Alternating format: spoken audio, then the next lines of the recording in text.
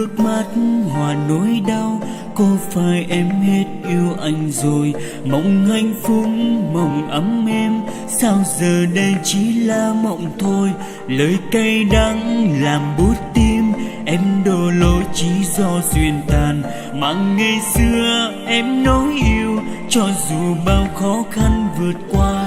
Mình chia tay phải không hợp nhau, hãy do lòng người hai lối đi.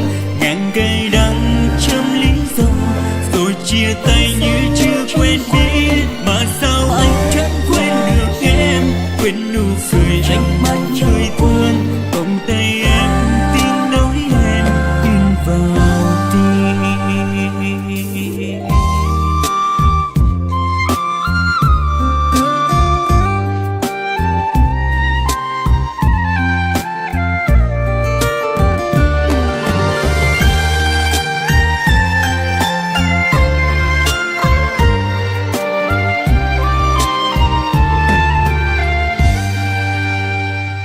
Rồi mai đây mình thấy nhau trên đường đi, biến vui hay buồn.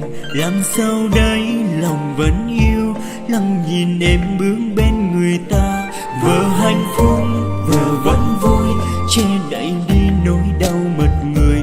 Thật lòng anh ôm đắng đau, chôn vào tim nhớ thương về em. Mình chia tay phải không hợp nhau, hãy do lòng người hai lối đi.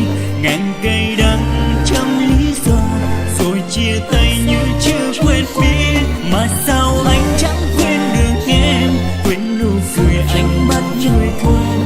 Vòng tay em tiếng nói em in vào tim. Mình chia tay phải không hợp nhau, hay do là người hai lối đi. Ngàn cay đắng trăm lý do, rồi chia tay như chưa từng quen biết. Mà sao anh chẳng quên được em, quên nụ cười ánh mắt người thương. Vòng tay em tiếng nói em in vào tim. Vòng tay em tiếng nói em in vào tim. Vòng tay em tiếng nói em